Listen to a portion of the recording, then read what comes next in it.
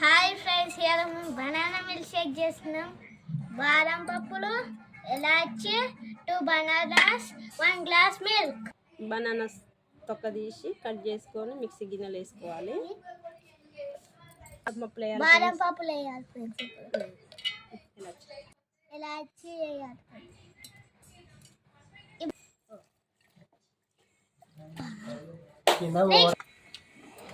Taste కోసం బెల్లం add చేస్తున్నాం ఫ్రెండ్స్.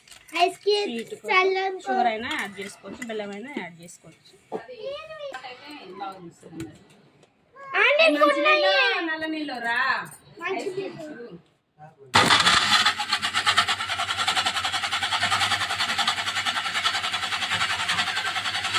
మిల్క్ షేక్ రెడీ అయింది ఫ్రెండ్స్.